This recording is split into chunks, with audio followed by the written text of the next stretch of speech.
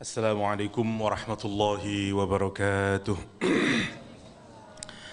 Alhamdulillah nahmaduhu wa nasta'inuhu wa nastaghfiruh wa na'udzu billahi min sururi anfusina wa sayyiati a'malina may yahdihillahu fala mudilla lahu wa may yudlil fala hadiya lahu. Asyhadu an la ilaha illallah wahdahu la syarika lahu wa asyhadu anna Muhammadan 'abduhu wa rasuluh wa safiyyuhu wa khaliluh addal amanah wa nasaha al ummah wa jahada fi sabilihi haqqa jihadih.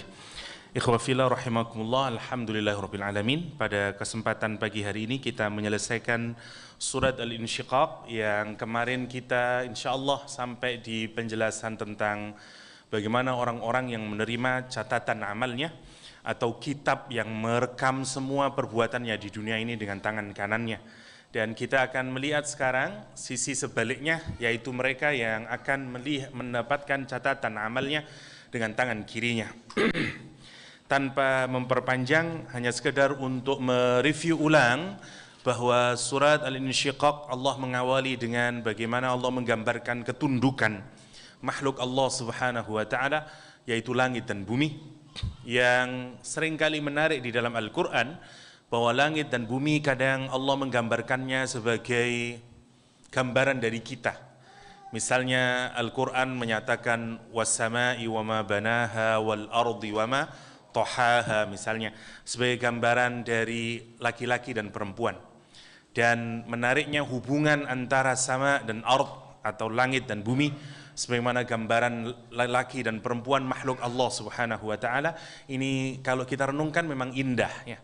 Bukankah bumi itu menghasilkan buah-buahan, tanaman-tanaman yang indah setelah hujan turun ya yang dikeluarkan oleh langit. Jadi seakan-akan laki dan perempuan itu memang berbeda, tapi perannya masing-masing punya tujuannya sendiri-sendiri, dan bagaimana mereka berhasil menghasilkan generasi baru lagi ketika sebagaimana langit ya menghujani bumi dan kemudian bumi mengandungnya ya, mengandung buah-buahan dan seterusnya sehingga kemudian melahirkan kehidupan.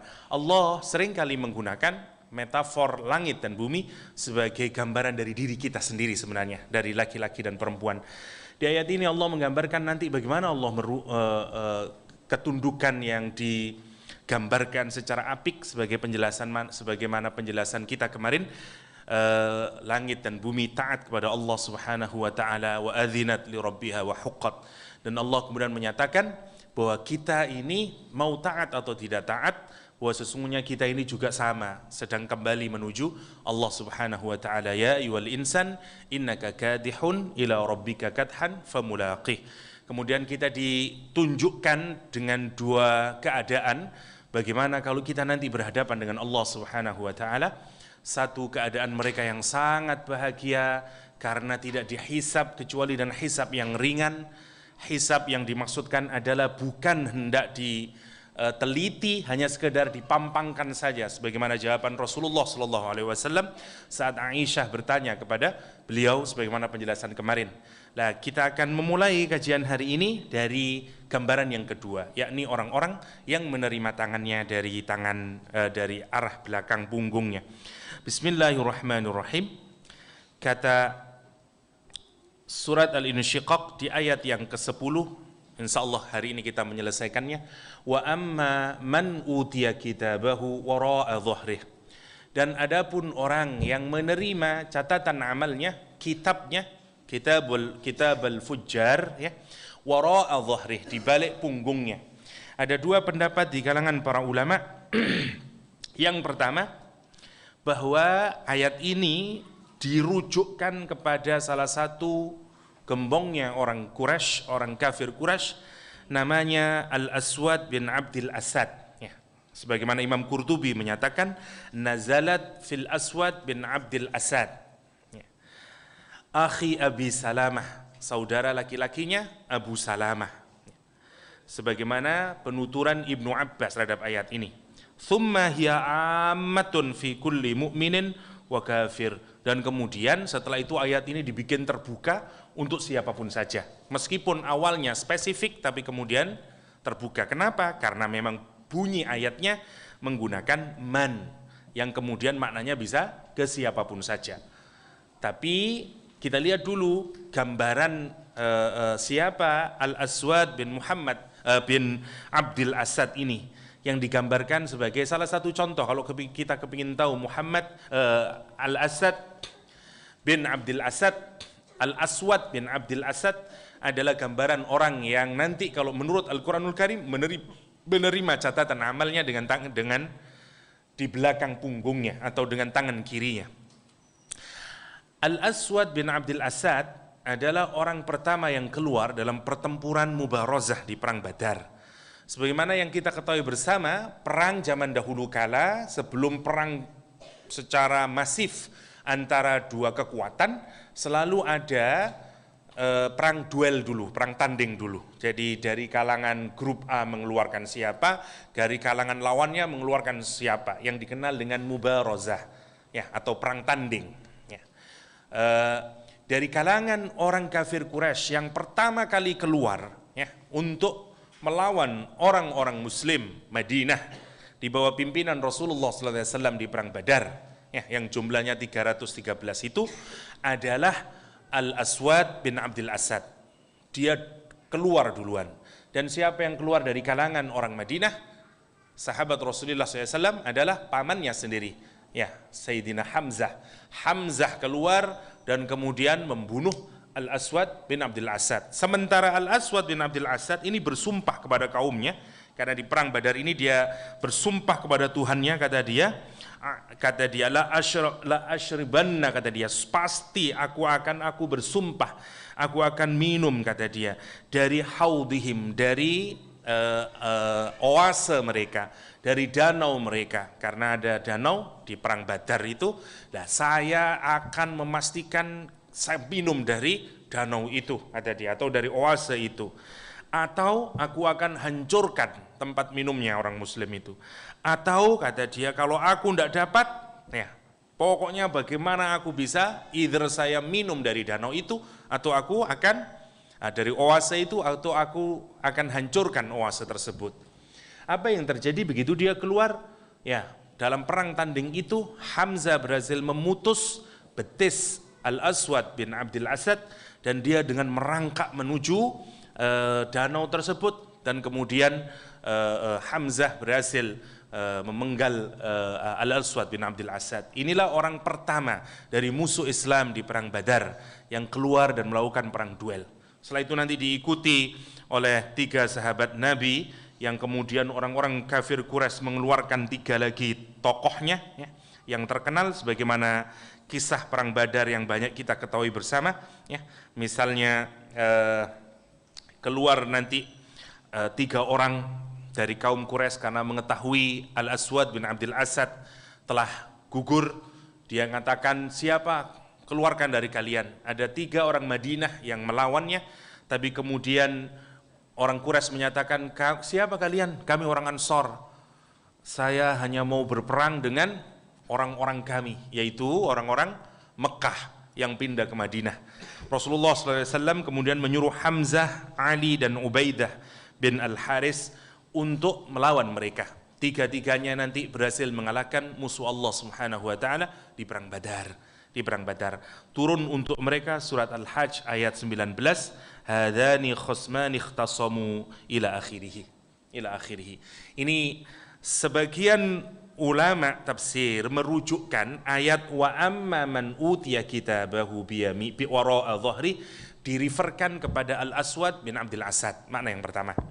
Yang kedua, kalau kita lihat konteksnya, apalagi sesuai dengan penggunaan huruf man atau huruf man ini, maka maknanya diluaskan kepada siapapun saja.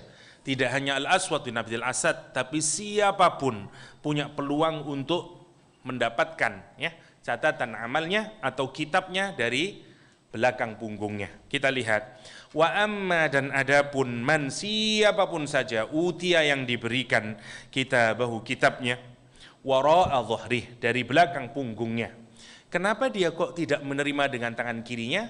Satu pendapat menyatakan karena tangan kanannya diikat di lehernya, di tengkuknya gini, sementara tangan kirinya di belakang, sehingga dia menerima dari tangan belakang. Yang kedua, karena dia memasukkan tangan kirinya ke dalam tubuhnya sehingga tembus ke dadanya dan dari belakang dia menerimanya. Saking malunya, saking malunya. Allah menunjukkan bagaimana Allah menghinakan orang-orang yang penuh dengan dosa kelak di yaumul qiyamah. Sehingga dia mendapatkan catatan amalnya dengan tangan kirinya sebagai simbol penghinaan, sebagai simbol kejelekan. Ya. Dan bahkan Allah menunjukkan di ayat ini karena sebenarnya tidak ada perbedaan antara menerima dengan tangan kiri dengan menerima di balik punggungnya, wara'a dhahrih. Karena sebenarnya idenya sama, dia malu untuk menunjukkan ke siapapun saja. Semua orang yang punya record yang buruk, atau kalau kita berhasil, kalau kita ini mendapatkan hasil ujian kita dengan nilai yang sangat jelek, kita malu ditunjukkan kepada orang lain. Karena itu gambarannya secara dramatis seakan-akan ya ini gambaran untuk menunjukkan rasa malu dan sekaligus penghinaan bagi orang-orang yang penuh maksiat di jalan Allah Subhanahu wa taala. Wa amma man utiya kitabahu wara'a dhahrih. Apa selanjutnya yang akan dia lakukan kalau orang menerima dengan catatan kitab amalnya atau catatan amalnya dari balik punggungnya? Kata Allah Subhanahu wa taala, fasaufa yad'u thubura. Fasaufa, maka kemudian tidak langsung dia menjerit, tapi dia butuh jeda dulu. Ya, sebagaimana yang pernah kita bahas, saufa menunjukkan ada jeda waktu. Ya, nanti begitu dia menerima, dia tidak langsung menjerit subura, tapi nanti, ya, terutama saat dia sudah dihadapkan ke dalam neraka. Fasaufa it take time, meskipun tidak terlalu lama. Ya, setelah itu kalau menggunakan berarti langsung. Tapi kalau saufa masih ada jedahnya. Fasaufa yad'u, kemudian orang tersebut memanggil. Memanggil dalam bahasa Arab ada dua, ada nida, ada doa. Kalau nida dipakai untuk memanggil semua orang tanpa spesifikasi. Misalnya saya butuh pertolongan dan saya tidak tahu saya harus minta tolong ke siapa. Karena saya di daerah yang asing, saya bilang tolong semua yang bisa mendengar suara saya. Namanya nida, atau saya bikin pengumuman, diumumkan kepada yang hadir semuanya, tidak tertentu, spesifik. Tapi doa itu spesifik, karena itu kalau kita berdoa kepada Allah tidak disebut dengan nida, tapi disebut sebagai doa, karena spesifik. Orang nanti ketika dia mendapatkan catatan amal dengan tangan kirinya atau di balik punggungnya, dan dia mulai nanti menghadapi hisabnya Allah, menghadapi sampai di mizannya Allah, sampai nanti dia digiring ke nerakanya Allah SWT, dan dia ketakutan. Dia sekarang harus berhadapan dengan siapa, dia tahu, dan Allah tidak bisa mereka lihat. Ya, innahum ar-rabbihim lamahjubun, dia dihijab oleh Allah Subhanahu wa taala. Dia tidak bisa melihat Allah Subhanahu wa taala, dan dia melihat malaikat itu penjaga neraka, dan dia meminta tolong. Fasaufa yad'u. Ya. Dia bilang apa? Subura. Subura maknanya sama dengan halaka. Kehancuran yang sehancur-hancurnya. Ya, kalau kita melihat ada orang naik mobil kencang sekali terus tabrakan hancur seketika dan mati, namanya halaka atau subura. Subura berbeda dengan tabbat, ya. Tabbat siada waktu kita membahas Abu Lahab misalnya, dia kehancuran yang slowly death, ya, slowly destruction, namanya tabba. Ya, tatsbib kata Al-Qur'an. Tababa. Kalau pelan-pelan, tadarruj, ya, pelan-pelan, tapi pasti matinya, pasti hancurnya. Tapi kalau subura cepat-cepat sudah seketika langsung mati. Kalau kita ini didera rasa ketakutan atau rasa sakit yang amat sangat, manusia itu biasanya udahlah daripada sangat sakit kayak gini mati aja dah. Itu namanya subura. Subura, dia menjerit karena kepingin, begitu tahu nanti resikonya akan begini. Dia menjerit, dan apa yang dia jeritkan? Subura. Kata para ulama tafsir, mereka akan menjerit, ya wailah, ya subura, duhai kematian, mati sajalah, duhai kehancuran, ya, oh destruction, ya, oh hancur saja, ya. Sama kayak kita nemu kalau kita melihat maling yang digebukin oleh massa, ya, dipukul aja dan kuat tendangin, bunuh aja saya Pak, bunuh saja saya sudah Pak, kayak gitu. Itu namanya subura. Itu lengkingan dari orang-orang yang digambarkan oleh Al-Quran saat nanti dibangkitkan di yaumul qiyamah, dia menerima catatan amalnya dengan dibalik punggungnya. Sebagaimana Al-Quran misalnya menggambarkan di surat Al-Furqan, idza ra'aitahum, kata Allah SWT, idza ra'athum min makanin ba'id, saat mereka ini melihat dari tempat yang jauh, belum dekat kepada neraka, sami'u min makanin ba'id, sami'u laha taghayyudhan wa zafira, dia mendengar gelegaknya api, roaringnya api neraka itu, dan dia ketakutan. Ini masih dia dari jarak yang jauh. Ya, Al-Quran menggambarkan idza ra'athum, dan ketika dia melihat api yang menyala-nyala itu, nah ini neraka sa'ir, ya, sa'ir, neraka yang dihidupkan apinya oleh terus Allah, oleh dihidupin terus kayak begitu. Namanya neraka sa'ir. Ya, karena terus dihidupin terus, dia panasnya terus menggelegak terus. Nah, mim makanin ba'id, dia ngelihat dari tempat yang jauh, tapi dia mendengar. Matanya ngelihat masih jauh, tapi sami'u laha, dia mendengar. Apa yang dia dengar? Taghayyudhan wa zafira. Ya, samalah kalau kita lihat api unggun, ya, meskipun kita sudah kedengaran, wah, ya, kayak begitu. Apa yang dia lakuin begitu dia melihat itu?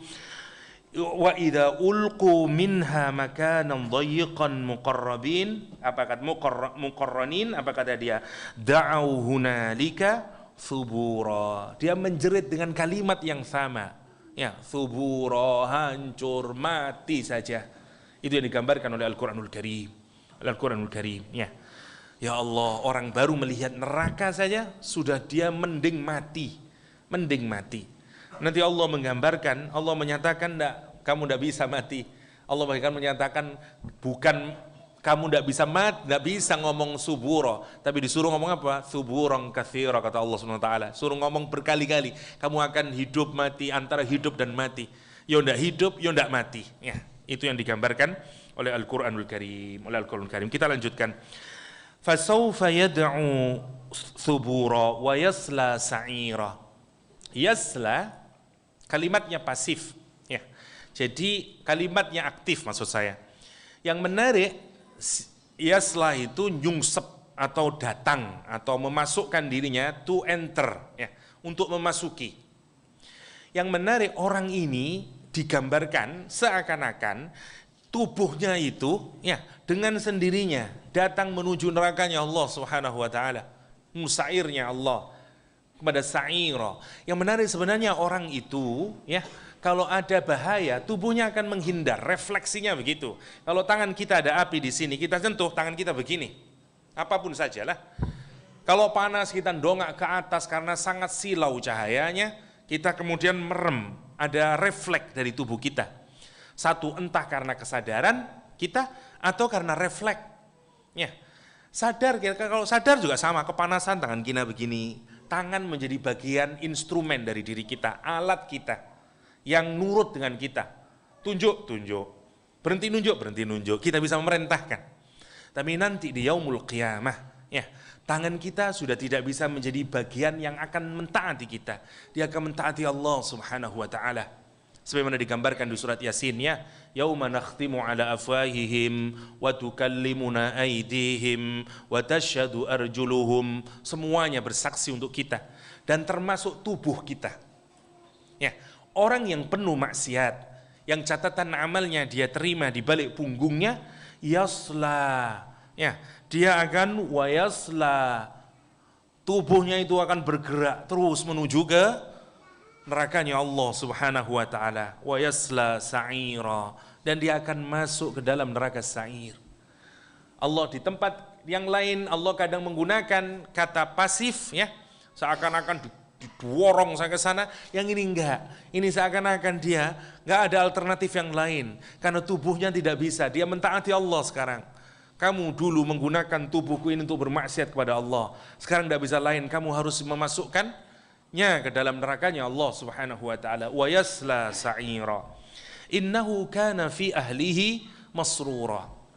Allah sekarang menggambarkan kenapa orang ini bisa masuk ke dalam neraka sa'ir. Innahu, sesungguhnya dia, kana, dulu waktu dia menjalani hidup di dunia, fi ahlihi, di dalam keluarganya, sebagaimana di ayat yang pertama ya sebelumnya. Ahl maknanya banyak menurut ahli tafsir. Yang pertama dirujukkan kepada keluarganya sendiri, ahl.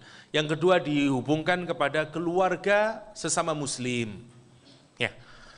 Yang ketiga dihubungkan dengan nanti keluarga kita yang ada di surganya Allah SWT. Jadi kalau orang masuk surga, dia akan bahagia ketemu dengan keluarganya. Syaratnya sama-sama iman mereka. Allah akan mempertemukan alhaqna bihim wa dzurriyyatahum, kata Allah, ditemukan nanti dengan bapak, mbah-mbahnya, anak, cucu-cucu, cicit-cicitnya yang pertama. Dan itu kebahagiaan orang mukmin ya. Wa yanqalibu ila ahlihi masrura. Yang kedua dia akan punya keluarga yang besar ya, yakni keluarga sesama orang-orang muslim. Dan itu salah satu kenikmatan. Seperti Thauban, pembantu Rasulullah SAW, yang selalu ngikutin Nabi kemana-mana. Thauban ngikuti Nabi. Suatu saat Thauban tidak muncul, dia nangis terus di rumahnya, dan kemudian dia keluar ketemu Nabi Muhammad SAW, ditanyain, dari mana saja Thauban, kenapa aku tidak melihatmu? Dia nangis, ya Rasulullah, kata dia, aku sungguh merenungi diriku, tidak ada di dunia ini yang paling aku cintai kecuali bertemu denganmu, dan rasanya bahagia kalau aku bisa melihat indahnya wajahmu, bertutur kata denganmu. Dan kemudian aku merenung, jika seandainya aku meninggal dunia, jika seandainya kita semuanya sudah ada di alam akhirat, masihkah aku bisa melihat wajahmu? Kalau aku renungkan, pastilah Allah akan mengangkatmu ke tempat yang paling tertinggi dari jannahnya Allah SWT. Engkau bersama dengan para anbiya. Sementara aku, apalah aku ini ya Rasulullah? Kalaupun aku dimasukkan ke dalam neraka, ke dalam surganya Allah SWT, pastilah aku akan berada di surga yang tidak mungkin sama dengan derajatmu. Dan kalau aku merenungi itu, sungguh aku menangis karena aku tidak mungkin lagi melihat indahnya wajahmu bersama denganmu dan segala macamnya. Rasul kemudian nanti menyatakan, wa engkau bersama dengan orang-orang yang engkau cintai. Turun surat An-Nisa yang sungguh ya orang beriman, Rasul, nanti orang-orang yang beriman kepada Allah dan Rasulnya nanti bersama dengan para mukminin dan bersama para anbiya ya, sebagaimana digambarkan di dalam surat An-Nisa, satu surat yang turun berkenaan dengan Thauban, ya. Ini yang menarik untuk kita renungkan. Nanti ini keluarga kedua yang digabungkan kita oleh Allah Subhanahu wa taala. Sungguh merupakan kenikmatan. Yang ketiga, keluarga yang memang Allah nanti.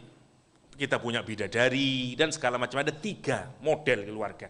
Nah, sekarang dulu di dunia, kalau kita referkan orang ini yang sekarang nanti di nerakanya Allah SWT, gambarannya kalau orang yang soleh, kebahagiaannya adalah nanti di akhirat. Dia benar-benar surur itu dari kata sarir, saya ulang lagi, nggak apa-apa kalau mungkin sudah pernah.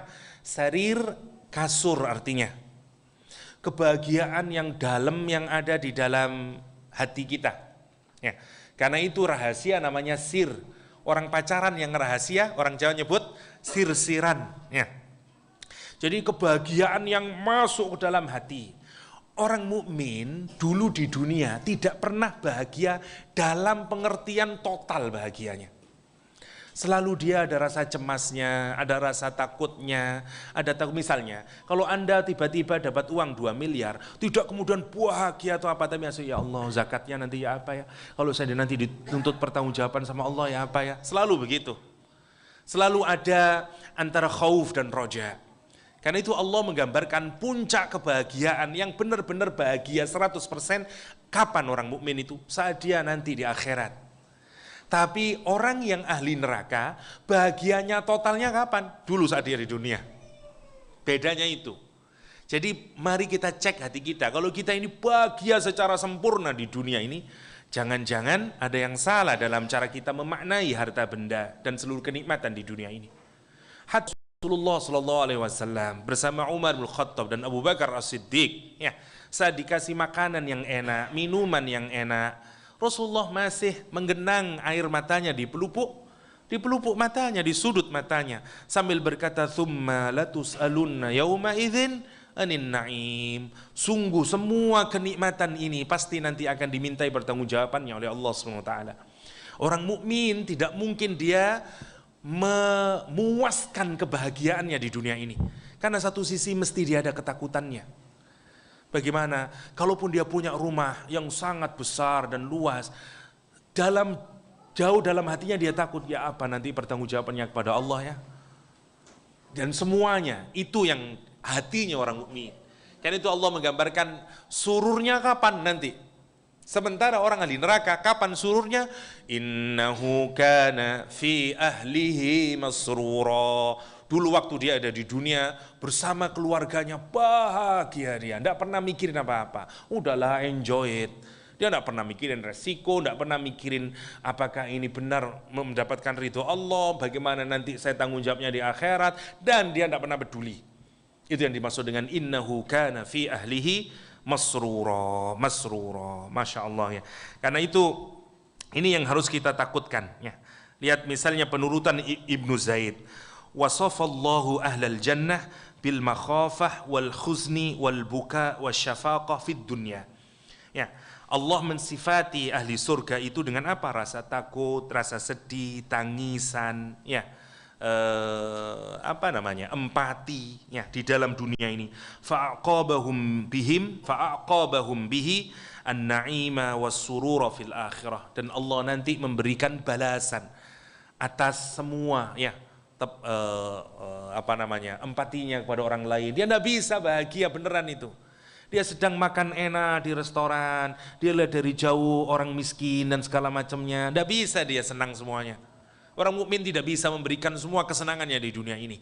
Itu yang dimaksud dengan fa'aqabahum bihi. Karena itu Allah nanti membalasnya kapan? Dengan full kenikmatan itu di surganya Allah. Dikasih an-na'im was-surur fil akhirah. Dikasih kenikmatan yang berlangsung terus menerus dan kebahagiaan yang sempurna fil akhirah. Sementara orang wa wasafa ahlan nar, dan Allah menyifati ahli neraka bisurur fid dunya, dengan kebahagiaan 100% ke dunia. Bahagianya waktu hidup dia, tidak pernah mikirin apa-apa ya. Wadhahik fiha, dan tertawa-tawa di dalamnya ya. Wattafaqquh, senang-senangan, buah-buahan, makan yang enak dan segala macam ya. Faqala innahu kana fi ahlihi masrura. Karena itulah Allah berkata innahu kana fi ahlihi masrura ya, dulu di dunia. Tapi saat nanti di akhirat tidak ada kebahagiaan dia, dijauhkan dari keluarganya. Dia hanya dikumpulkan bersama orang-orang yang ahli neraka.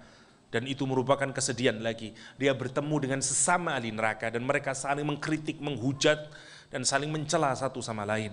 Ya, sungguh tidak ada kebahagiaan yang akan mereka rasakan ya. Bala, kata Allah SWT, innahu dhanna alla yahur. Yang pertama, kalau bahasa sekarang, dia menjalani kehidupan yang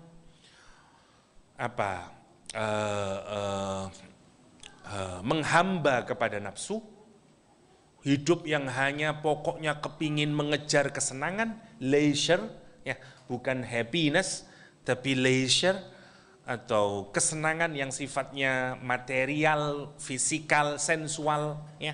Itu yang dia kejar waktu hidupan dunia.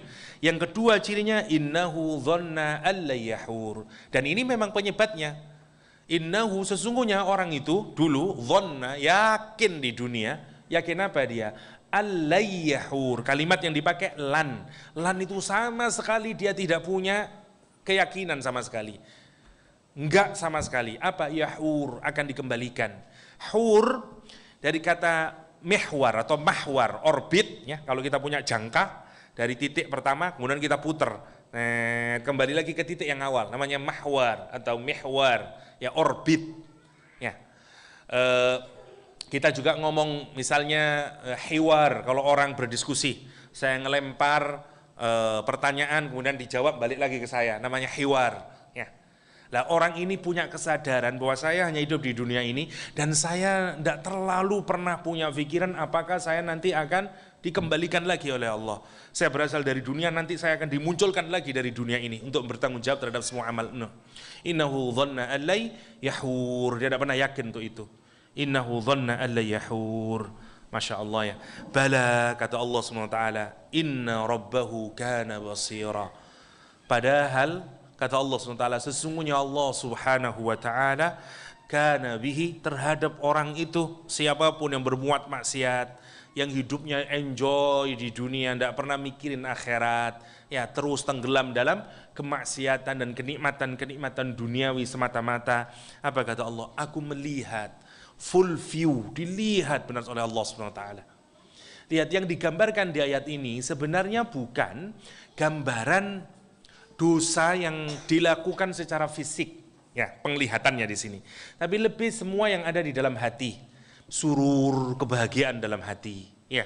Terus dhon itu juga yang ada di dalam hati, pikiran, tidak yakin bahwa nanti kita akan dibangkitkan kembali oleh Allah Subhanahu wa taala. Karena itu Allah menyatakan, ini yang tidak bisa ditangkap hatta oleh malaikat. Malaikat itu mencatat yang zahir. Allah ingin menunjukkan, aku tahu bagaimana gerakan hatimu. Aku tahu di mana kamu meletakkan kebahagiaan yang ada dalam hatimu. Aku tahu otakmu, kamu yakin tidak sama hari kebangkitan dan segala macamnya. Itu yang disebut Allah, bala inna rabbahu kana bihi basira. Tapi sekali lagi nanti Allah menjelaskan, orang itu sampai pada level kayak begini, ya bukan tiba-tiba, itu bedanya. Semua orang berbuat maksiat, itu gambarannya sama, pelan-pelan, terus sampai reaching satu level yang paling tertinggi. Latarkabunna tabaqan an tabaq. Ada gambaran yang indah dalam Al-Quranul Karim. Surat Al-Lail. Wal-laili idza yaghsha wan-nahari idza tajalla. Wal-lail, demi malam, idza yaghsha. Yaghsha fi'il mudhari'. Ya, ketika menutupi. Wan-nahari idza tajalla. Tajalla fi'il madhi. Dan ketika nahar, siang hari, ya. Tajalla, ketika bermanifestasi. Yang satu pakai fi'il mudhari', yang satu fi'il madhi. Kenapa? Karena Allah ingin menunjukkan kalau fi'il mudhari' itu berjalannya pelan. Kalau fi'il madhi seketika. Sebagaimana yang menarik untuk kita pikirkan, malam itu tidak langsung malam itu. Dia bergerak pelan-pelan. Dari maghrib. Ya, kalau ada cahaya, malam itu kan digambarkan seperti kegelapan yang menyelimuti cahaya pelan-pelan. Yang diselimuti matahari. Ya, diselimuti pelan-pelan sampai gelap total. Saya tanya, pernah ada gelap total? Pernah, kalau ada gerhana bulan. Ya. Tapi secara umum, apakah kegelapan itu sifatnya langsung, seketika? Tidak, dia merambat pelan. Awalnya maghrib masih terang benderang, terus bergerak ke isya, bergerak lagi terus, sampai nanti gelap, waktu benar-benar gelap, tidak ada suara. Wal-laili idza saja, sampai gelap waktu stillness, tenang, semuanya gelap gulita, itu saja. Tapi dia berjalan pelan. Beda dengan cahaya. Kalau kita berada di sesuatu yang sangat gelap, once datang cahaya, masih ada sisa gelapnya? Enggak ada, buyar kalau orang itu sudah kena cahaya. Allah itu ingin menggambarin hati kita seperti matahari. Ya, di cahaya. Kalau kita berbuat maksiat, dia ditutupi pelan-pelan. Enggak langsung petang dedet. Dia bergerak pelan-pelan, terus no, asar lo, maghrib lo, isya lo, nggak sampai thuluthul lail lo, habis kamu. Tapi yang menarik, lihat, Allah kita agar hati-hati terhadap maksiat kepada Allah SWT. Tapi yang menarik, untuk orang yang sudah tenggelam dalam maksiat, kadang-kadang dia merasa tidak mungkinlah saya bisa baik Ustaz, tidak mungkin saya bisa diterima oleh Allah, tidak mungkin saya bisa taubat, terlalu banyak dosa. Allah ingin mengamirkan segelap apapun engkau, kalau engkau sudah mendapatkan cahaya Allah SWT, buyar semua kegelapan. Bukankah Umar dulu musuhnya Islam? Ya, tapi dia menjadi pahlawan Islam. Ya, bukankah anaknya gembong orang munafik, Abdullah bin Ubay bin Salul, salah satu tokoh Islam? Ya, dan sekian banyaknya kalau kita renungkan. Allah menggambarkan itu. Karena memang jalan pelan-pelan. Orang munafik tidak langsung sampai reaching point yang paling besar, enggak. Kalau di surat Al-Munafikun Allah menggambarkan kenapa bisa begitu itu. Dzalika bi annahum amanu tsumma kafaru fatubi'a ala qulubihim fahum la yafqahun, kata Al-Quranul Karim. Itu karena mereka iman terus kufur, iman kufur, pelan-pelan. Sampai nanti dia sampai di satu titik di mana kata Allah, fatubi'a ala qulubihim, tak kunci sudah, tak stempel hatinya. Dan tidak bisa lagi, fahum la yafqahun. Dan dia sayangnya dia tidak sadar, dia mengira masih mukmin. Saya mukmin kok, saya KTP saya masih Islam. Ya, menarik ya, Masya Allah. Saya ingin cerita sedikit lah, semoga cukup insya Allah waktunya. Background dari latar surat Al-Munafiqun, menarik untuk dipikirkan. Ini tahun ke-5 atau 6 Hijriah. Tahun ke-5 atau 6 Hijriah. Rasulullah SAW perang melawan Banul Mustalik. Karena ini habis perang Uhud, kekuatan Islam mulai melemah. Ada pemimpin Banul Mustalik namanya Haris bin Dirar. Kata Haris bin Dirar, ini kayaknya kesempatan tepat ini kalau kita mau menghajar Madinah. Sekalian, dia posisinya lagi down, kalau kita serang, kemungkinan besar kita menang. Rasul mendengar itu. Daripada menunggu di Madinah, lebih baik melakukan serangan ofensif. Kita yang ke sana. Rasul ngimpunin sahabatnya, pasukannya, dan termasuk orang munafik yang ikut bukan dengan keinginan mendapatkan syahid dan syahadahnya, pahalanya Allah SWT, kan tapi mengharapkan ghanimah. Berangkatlah mereka, termasuk Abdullah bin Ubay bin Salul, gembongnya orang munafik. Sampailah mereka, benar menang Islam. Termasuk nanti banyak dapat ghanimah, salah satunya nanti bahkan ada seorang perempuan yang juga jadi tawanan, ya, yang nanti menjadi istrinya Rasulullah SAW, namanya Juwairiyah. Ya, menarik kalau kita renungkan. Yang menarik, pulang ini dari Banul Mustalik sampai di tempat namanya Muraisi. Ada air di situ. Bayangin sekarang orang habis perang, ratusan atau mungkin ribuan pasukan sekarang loading, ya, ngeluarin semuanya, mau ngambil air, antri. Orang antri biasanya sering emosi, apalagi kalau lagi capek, lamain kamu, cepetan dong. Nah, ada satu orang Ansor namanya Sinan. Sinan ini, Sinan Al-Juhaini, itu kelasnya kalau di masyarakat jahiliyah dulu, masyarakat Yasrib dulu, ini kelompoknya ya pemimpin lah. Sementara di belakangnya Jahjah. Jahjah ini adalah tukang pembantunya Umar bin Khattab, bagian ngerawat kuda, kasih makan kuda, ngerawat budak lah gampangnya. Kalau dalam struktur masyarakat jahiliyah, ini jauh banget ini. Satu upper class, yang satu lower class. Berdiri dua ini. Tidak tahu cerita, singkat ceritanya, mereka berkelahi ini. Dipukul oleh Jahjah Sinan. Pantatnya dipukul, marah Sinan, berkelahi. Begitu terjadi perkelahian, Sinan memanggil orang-orang Ansor, orang-orang Madinah. Ya Ansor, tolong aku, tolong aku. Begitu mendengar, gini ya, saya nunjukin. Dulu orang itu diikat hanya karena dua hal, karena darah sama karena tanah air.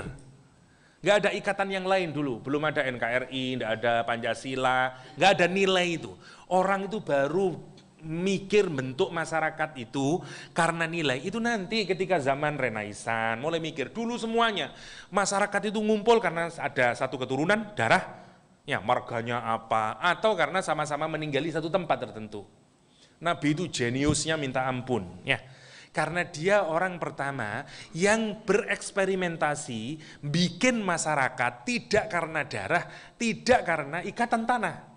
Belum pernah ada. Jadi kalau mau belajar sosiologi, political science, mbahnya political science dan sosiologi Rasulullah SAW. Karena belum pernah ada orang bikin masyarakat model Rasulullah SAW. Dulu itu namanya kelompok masyarakat mesti karena kabilah tertentu, banu ini. Rasulullah enggak. Tapi tentu saja sekarang sampean hidup sudah beribu-ribu tahun atau ratusan tahun, hidup dengan ikatan darah atau dengan ikatan tanah. Tiba-tiba dibikin model yang baru dan ini masih usia 5 tahun. Indonesia aja sudah sekian tahun masih ini retak ini, NKRI. Ini 5 tahun masih baru di Madinah.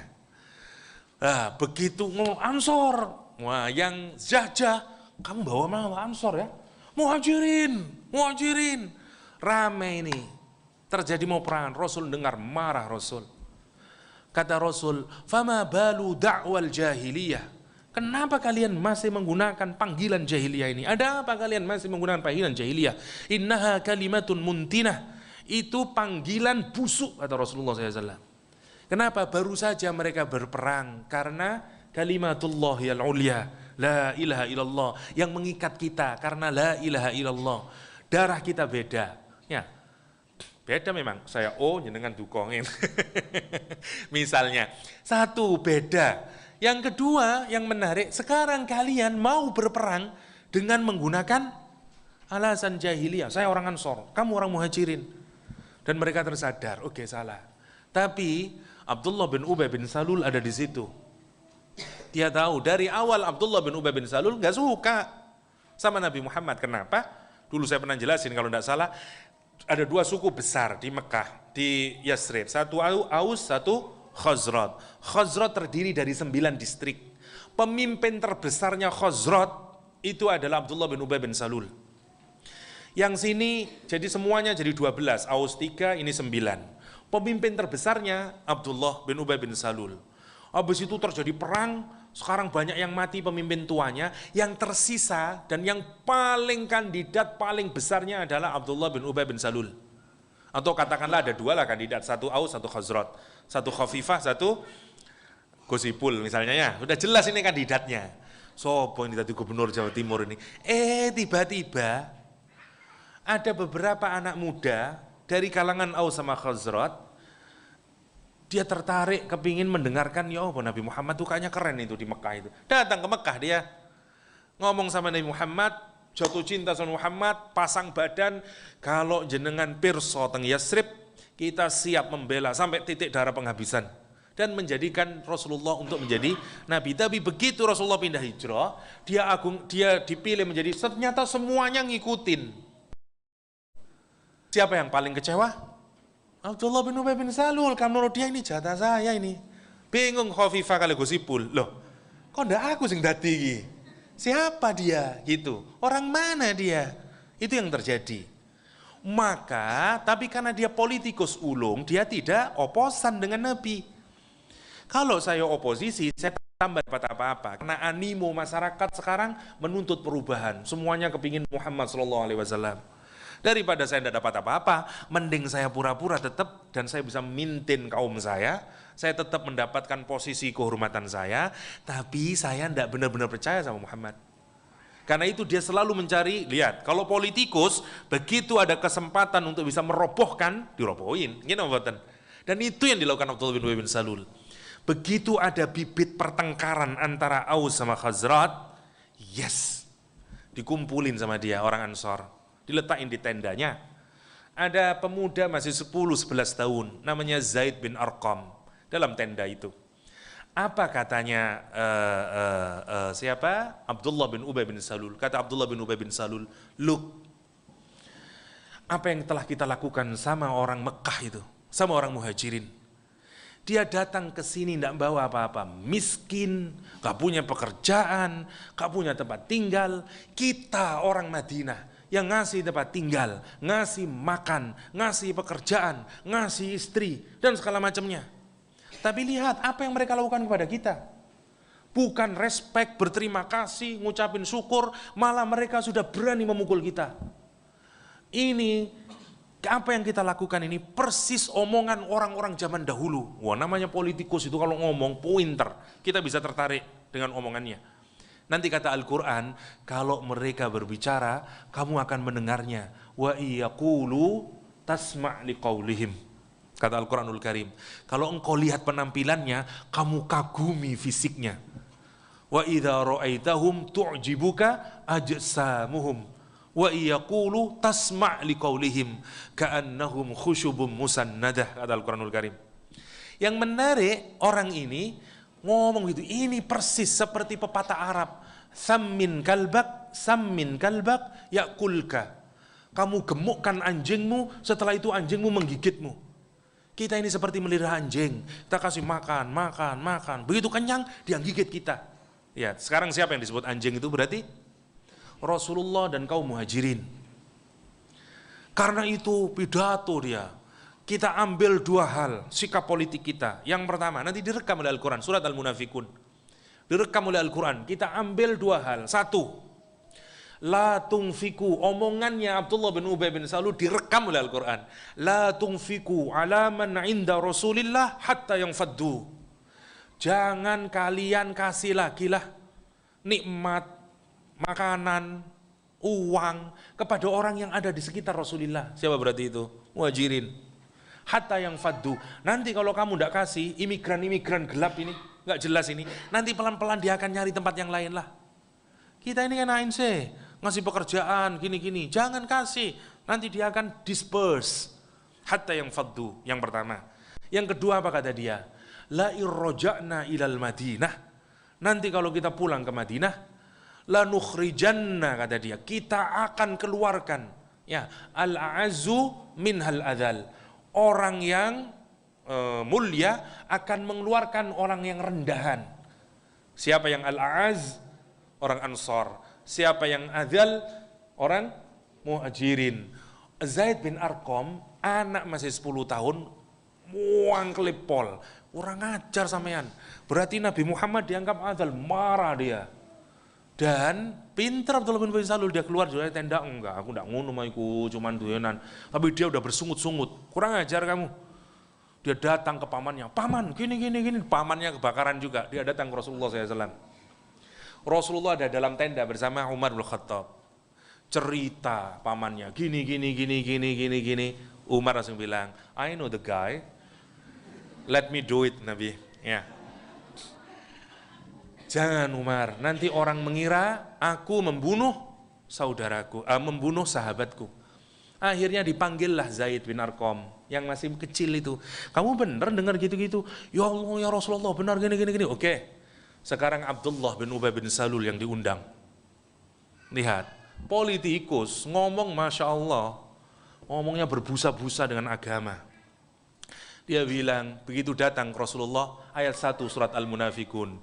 Idza ja'akal munafikuna qalu nashhadu innaka la Rasulullah. Nashhadu. Siapa ngawur ya? Saya tidak pernah ngomong gitu ya Rasulullah. Wallahi Allah, demi Allah, saya bersumpah. Nashhadu innaka la Rasulullah. Jenengan Rasulnya Allah. Siapa yang menganggap al-adzal dan segala macamnya. Rasul tidak ngomong apa-apa. Sampean lek nonton orang kebanyakan ngomong pakai sumpah dan segala macam, gila nih dah. Diem aja dia. Nah, keluar kamu. Tapi artinya karena Rasul menyilahkan keluar, dia berarti dibenarkan. Karena tidak diapa-apain. Zaid bin Arqam yang di luar tenda melihat itu. Dia kata dia, sungguh hari itu adalah hari paling buruk yang pernah dia rasakan. Saya tidak pernah ditimpa hammun, kesedihan, kesumpekan batin seperti hari ini. Kenapa kata dia?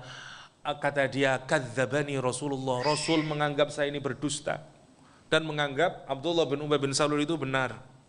Dan apa yang dilakukan Rasul? Ini baru istirahat sebentar ya. Dan ini jeniusnya Rasul. Baru istirahat sebentar, Rasul nggak suka sudah. Karena ini akan jadi rumor. Nanti semuanya akan ngomong, mau dipanggil apa? Nunggu jadi Zaid itu. Apa nanti yang terjadi? Bisa berkelahi itu Aus sama Khazraj. Nabi suruh, ayo bangkit. Bangkit, dijak melaku terus pulang ke Madinah. Semalaman seharian, baru semalaman nanti zuhur baru berhenti. Saya tanya, kalau jenengan berjalan seharian penuh, terus zuhur baru istirahat, bisa ngobrol habis zuhur? Moro lungguh sik ngobrol, ya apa mau kabare? Mboten, lungguh brek. Semua tidur. Dan itu tekniknya Nabi. Karena orang kalau sebentar istirahat, lah ya ngopi, awalnya enggak gosip kita. Mau sampean ronda kabare Zaid itu. Wah terus itu. Itu yang dilakukan Nabi Muhammad. Dan Zaid sangat meyakini pasti nanti akan turun ayat, dan nanti turun ayat Al-Quran Karim surat Al-Munafikun 11 ayat semuanya berkenaan dengan Abdullah bin Ubay bin Salul. Ya, Al-Quran nanti menggambarkan kenapa Abdullah bin Ubay bin Salul kayak begitu, padahal dia punya iman. Kenapa kok pelan-pelan? Awalnya dia punya iman, tapi nanti berubah dia. Karena dia mendustai Allah pelan-pelan seperti malam itu, seperti wal laili idza yaghsha, wal laili idza yaghsha. Sama. Itu dzalika bi annahum amanu tsumma kafaru fatubi ala qulubihim fahum la yafqahun, kata Al-Qur'anul Karim. Ya. Nanti sama. Karena itu kita diingatkan oleh Allah SWT, jangan sampai begitu. Karena apa? Ujungnya nanti orang hanya akan bisa mesal, laula akhartani ila ajalin qarib, kata dia. Ya Allah, tolong dong akhirkan. Ya, nanti kalau dia tidak mau mati, dia tidak mau masuk nerakanya Allah SWT, nggak bisa. Kalau sudah mati, mati, kata Allah SWT. Itu yang digambarkan di ayat ini. Ya, korelasinya. Inna rabbahu kana bihi basira. Setelah itu kita masuk ke selanjutnya sekarang. Allah kemudian bersumpah, fala uqsimu bisyafaq wal laili wama wasaq wal qamari idza tasak latarkabunna tabaqan an tabaq. Nah, sekarang Allah menggambarkan graduasi itu. Ya. Fala uqsim, ya, kata Allah fanya, maka lanya tidak. Maksudnya tidaknya nyalahkan pendapat yang dulu-dulu. Kamu kira gini enggak, gini-gini enggak, itu kata Al-Qur'an. Aku bersumpah, kata Allah, fala uqsimu bisyafaq, dengan syafaq. Syafaq itu warna merah di langit. Biasanya mulai habis maghrib, ya, kelihatan jingga di langit itu merah terus sampai mau masuk isya, ya, namanya syafaq. Allah bersumpah dengan itu. Ya, untuk apa? Untuk nunjukin bahwa langit itu juga graduasi, pelan-pelan dari merah terus sampai ke gelap. Allah fala uqsimu bisyafaq wal laili wama wasaq, dan malam ketika wasaq ai jama'a wal dhamma, ya, ngumpulkan dan gelap sama, akhirnya menutupi ai satara, ada yang menafsirkan satara, ya, nutupin, nanti gelap juga, wal laili wama wasaq wal qamari idza tasak, bulan juga sama, dan demi bulan ketika nanti dia makin sempurna. Kayak bulan pertama bulan sabit, satu hilal, terus main besar jadi sempurna. Untuk apa Allah menggunakan sumpah ini? Untuk menunjukkan kita ini juga gradual. Apanya yang gradual? Nanti kita lihat. Al-Quran menyatakan latarkabunna tabaqan an tabaq. Kamu pasti akan melalui. Latarkabun dari kata rokiba itu menaiki. Ya. Latarkabunna, kamu akan mengalami, akan menjalani, ya. Tabaqan an tabaq, satu tingkatan ke tingkatan berikutnya, satu martabat ke martabat, satu level ke level berikutnya, satu stage ke stage berikutnya. Hidup kita kayak begitu. Contoh yang pertama, dari nutfah, ya, kemudian naik jadi zigot terus mudghah, alaqah, terus sampai yudham, baru sampai jadi manusia. Manusia juga gitu, pelan, ya. Mulai dari bayi sampai meninggal dunia. Ada prosesnya pelan. Ya. Yang kedua, Al-Quran juga menggambarkan kehidupan kita dengan gambaran periodisasi tabaqan an tabaq. Misalnya Quran menyatakan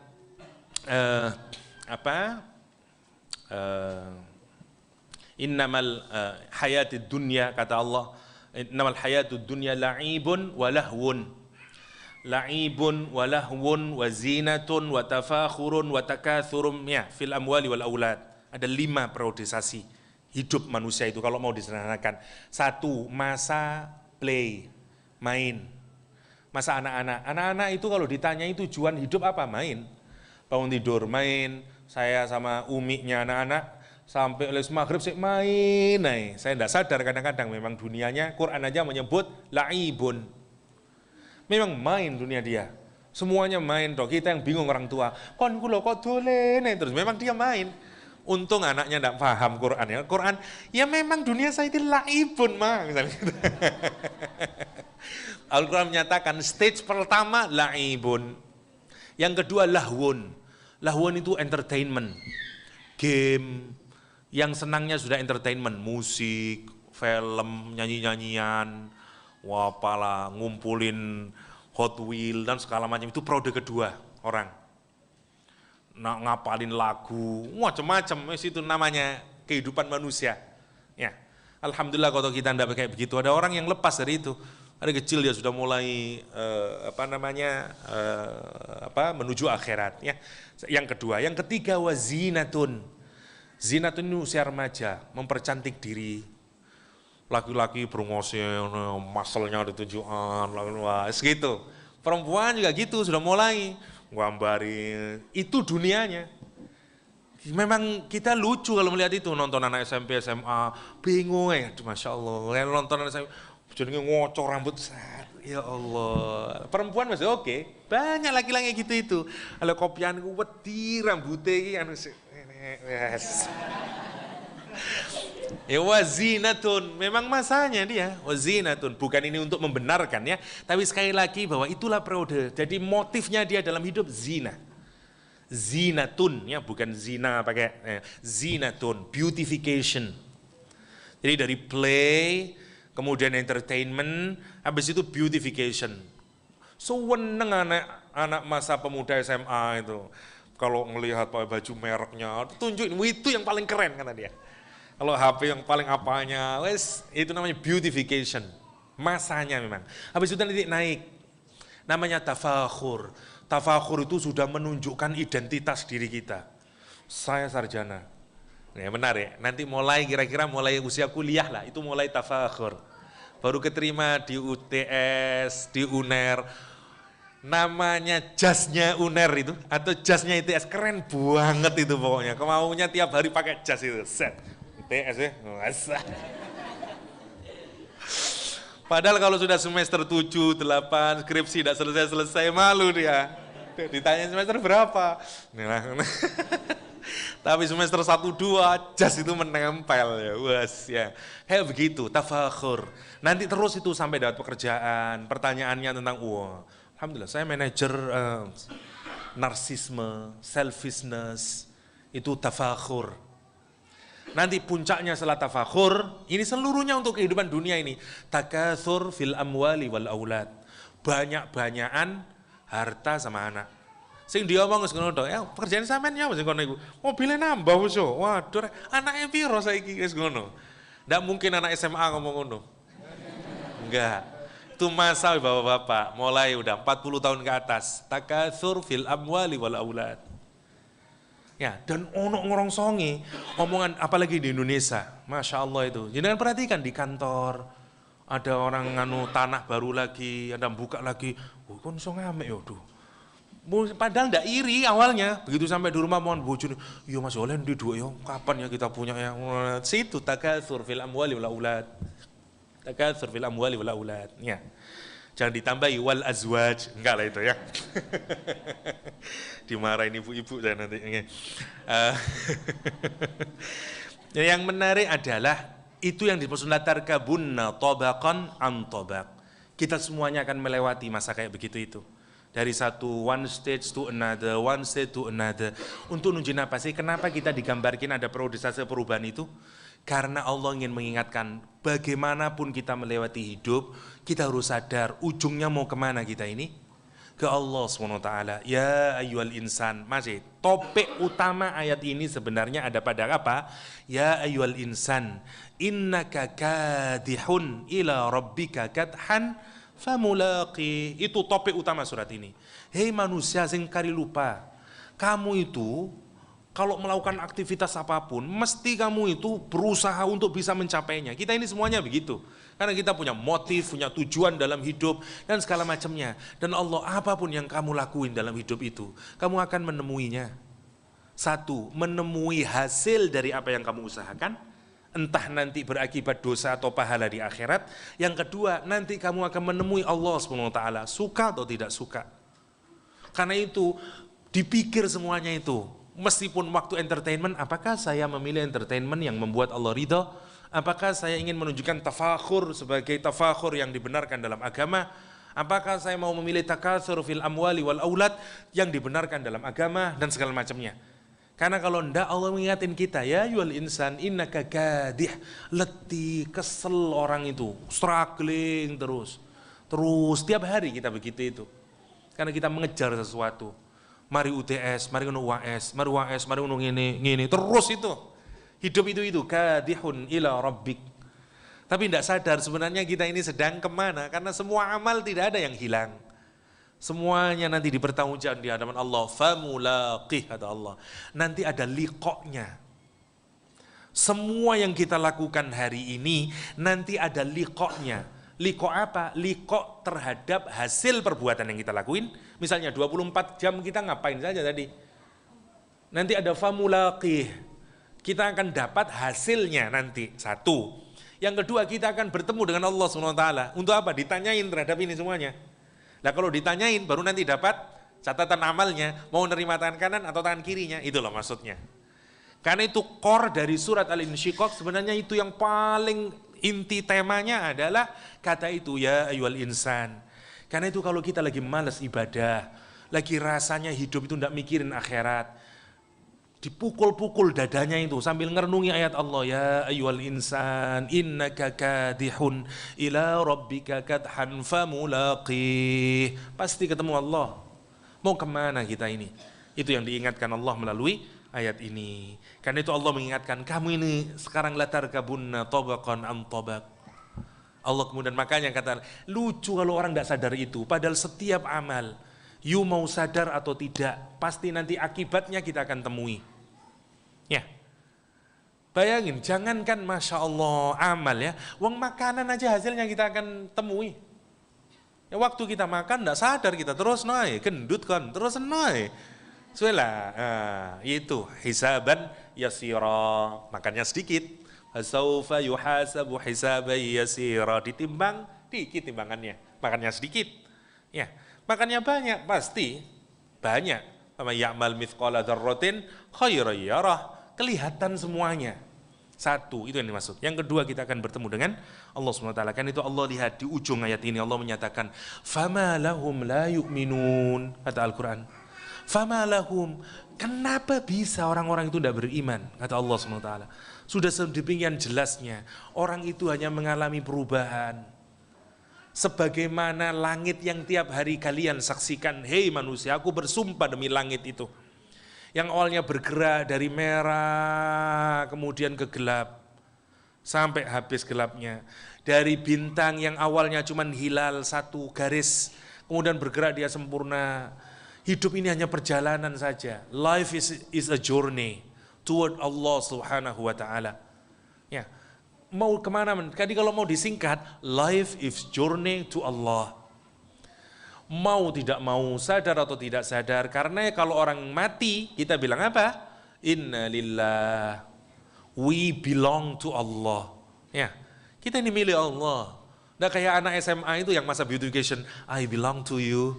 Nah kalau gitu, no, you belong to Allah. Ya, hati-hati kata dia. Karena apa namanya? Itu yang disebut dengan famulaqih. Fama lahum la yu'minun. Bagaimana kamu tidak beriman? Bagaimana mereka tidak beriman? Konteksnya ke siapa ini? Orang Quraisy, orang-orang Mekah saat itu. Tapi untuk kita semuanya tentu saja. Bagaimana dia tidak beriman? Kenapa kata Al-Quranul Karim? Mereka tidak beriman. Sudah terlalu jelas tanda-tanda yang ada di alam.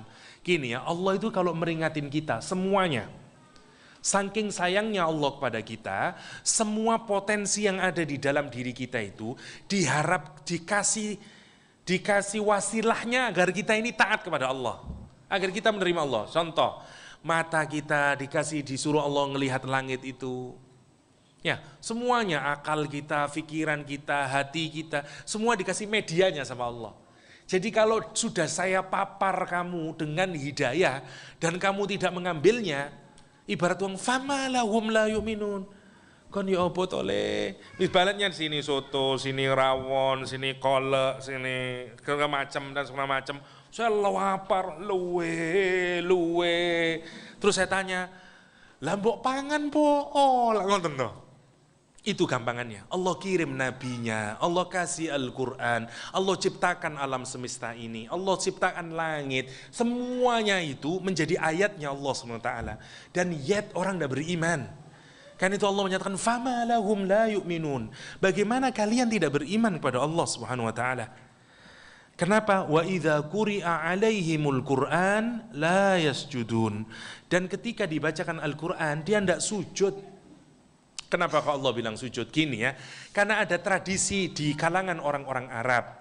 Kalau dia mendengarkan puisi yang sangat indah dan menyentuh kalbu mereka, mereka sujud. Itu tradisinya orang Quraisy. Lubaid misalnya, salah satu penyair kesohor orang Arab. Kalau dia berpuisi, ngeluarkan syairnya, orang Arab itu sujud. Sebagai simbol, sama lah kayak kita nonton kungfu itu loh. Begitu kalah, ya, kalah dia. Ya, dia tunduk dia. Tunduk. Ini sama. Kalau orang Arab itu, kalau dengerin puisi yang sangat indah, dia tunduk. Seperti Lubaid yang puisinya dicantolkan di Ka'bah, mu'allaqat. Nah sekarang orang Arab itu sebenarnya tahu kalau dia mendengarkan Al-Quran itu masuk ke dalam jiwanya karena dia hidup dalam bahasa Arab klasik dulu dan berpengaruh ke dalam hatinya. Tapi menarik karena congkaknya, karena enggak maunya, mereka tetap tidak mau sujud. Kan itu Al-Quran menyatakan wa idza quri'a alaihimul Qur'an la yasjudun. Kenapa ketika dibacakan Al-Quran kalian tidak sujud? Hati kalian tidak sujud. Itu yang pertama. Nah, itu yang menarik. Dan memang sudah jadi tradisi sebenarnya. Kalau kita ini berhadapan dengan sesuatu yang sangat besar dan akan mata dan kesadaran kita taslim. Kita sujud. Ya, ngeyelo kaya apa lek pisan. Iyalah, iya bener sampean. Kalah aku, guys. Taat kita. Ya, sama seperti Nabi Yusuf, ya. Saat keluarganya Nabi Yakub alaihissalam dan istrinya serta 11 anaknya datang ke Mesir, ya. Warafa'a, kemudian diletakkan bapaknya di kursi dan mereka semuanya apa? Sujud ke Nabi Yusuf. Sama seperti tukang sihir, ya. Dikasih ayat Allah SWT, tongkatnya Nabi Musa alaihissalam dilemparkan dan menjadi fa idza hiya hayyatun tas'a, jadi ular yang sangat besar. Apa responnya tukang sihir? Fa ulqiyas saharatu sajidin. Kelekek dengkule mboten kiat ngadeg tukang sihir, langsung sujud karena dia ya Allah, ini benar, ini bukan sihir ini. Sujud dia. Fir'aun kon nek sujud tak potol sikilmu. Saya potong kakimu, saya potong tanganmu, tak salib kamu. Faqdi ma anta qad. Innama hadhihi, kata dia, lakuin. Apa yang kamu lakuin, hukuman ini hanya berlaku di dunia saja. Iman lebih hebat kata dia sekarang. Masya Allah, tukang sihir. Itu yang menarik. Orang bisa berubah, hatta seburuk tukang sihir, sujud dia di hadapan mukjizat. Di hadapan wahyunya Allah SWT. Saya tanya, mukjizat terbesarnya Nabi Musa, mungkin tongkatnya Nabi Musa, mungkin terbelahnya lautan dan segala macamnya.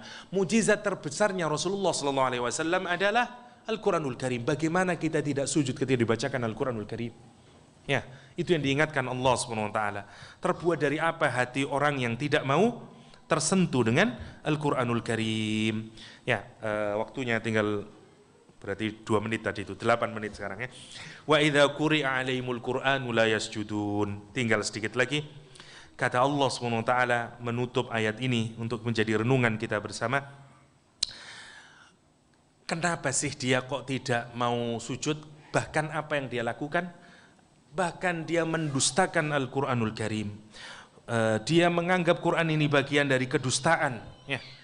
Bukan dari wahyunya Allah SWT, dikarang oleh Nabi Muhammad SAW, ya. Balil ladzina kafaru yukadzibun. Akan tapi orang-orang kafir itu mendustakan itu semuanya. Saya singkat saja. Wallahu a'lamu bima yu'un. Dan Allah itu lebih tahu bima yu'un, terhadap apa saja yang kamu wadai.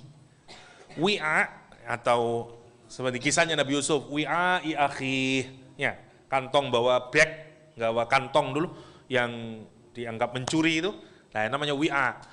Udhunu wa'iyah dalam Al-Quranul Karim, ya, telinga yang mampu mewadahi pembicaraan, dia menerima pembicaraan, namanya ndak dengerin tapi ndak masuk. Ini orang dengerin tapi didengerin benar, diterima, namanya udhunun wa'iyah, namanya menurut Al-Quranul Karim, dari kata wi'a, ya. Nah, sama ayat ini menyatakan Allah itu, kita ini sebenarnya ibarat orang sedang melakukan amal dan kita nggak tahu amal mana yang jadi pahala, amal mana yang jadi dosa, kita nggak tahu, secara pasti kita nggak tahu. Bisa nebak ini mulung dadi pahala, semoga lah ini mungkin maksiat, saya nggak tahu kalau diampuni oleh Allah. Nah ini seperti kita ini mewadahi sesuatu, tapi kita nggak tahu berapa dosa kita, berapa itu. Allah menyatakan, wallahu a'lamu bima yu'un. Aku tahu, aku lebih tahu, kata Allah SWT, bima yu'un, terhadap apa yang kalian kumpulin, yang kalian masukin ke dalam bag kalian, yang nanti ditimbang itu. Karena kita sekarang sebenarnya sedang ngumpulin itu. Bima yu'un. Fabashirhum bi'adzabin alim. Ini sudah sarkasme. Ya. Fabashirhum itu gembirakan dia. Orang itu kalau ngomong gembirakan, mestinya merupakan kebaikan. Kebaikan atau kejelekan. Berbahagia ya, selamat menikah. Bagus itu. Ya, kita tahu orang ini dipecat, di PHK. Selamat ya. Enak dong sekarang tinggal di rumah, ngamuk wong, kurang ajar sampean ya. Gitu. Ini sama. Sarkasme. Fabashirhum bi'adzabin alim. Gembirakan orang tersebut, kata Allah. Congratulate, kasih congratulation orang itu. Dengan apa? Dengan azab yang sangat pedih. Bi'adzabin alim. Kalimatnya itu, kalau kata Imam Sayyid Qutb, seperti orang yang naik ke atas tempat yang tinggi, kemudian dijatuhkan.